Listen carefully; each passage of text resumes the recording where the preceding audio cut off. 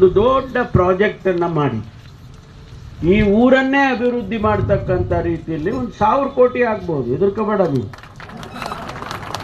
1000 ಕೋಟಿ ಅಂದ್ರೆ ಎದುರ್ಕಂತೀಯ?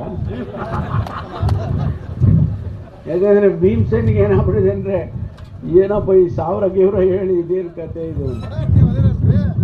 1000 ಕೋಟಿ ಆಗಿ ಇದನ್ನ ಒಂದು ಇಡೀ ನಮ್ಮ ಬಾದಾಮಿಯ ಪಟ್ಟಣವನ್ನೇ ಅಭಿವೃದ್ಧಿ ಮಾಡ್ತಕ್ಕಂಥ ರೀತಿಯಲ್ಲಿ ಒಂದು ಪ್ರಾಜೆಕ್ಟ್ ಅನ್ನ ಮಾಡಿ ಕೇಂದ್ರಕ್ಕೆ ಕಳಿಸ್ಕೊಡ್ಬೇಕು. ನಮ್ಮ ಹತ್ರ ದುಡ್ಡಿಲ್ಲ, ಸಿದ್ದರಾಮಯ್ಯ ಹತ್ರ ದುಡ್ಡಿಲ್ಲ, ಆಯ್ತಾ?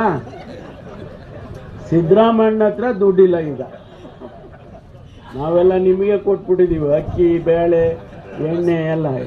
ಎಣ್ಣೆನೂ ಕೊಟ್ಬಿಟ್ಟಿದ್ದೀವಿ, ಇಲ್ಲೇ ಅವರಲ್ಲ ಎಣ್ಣೆ.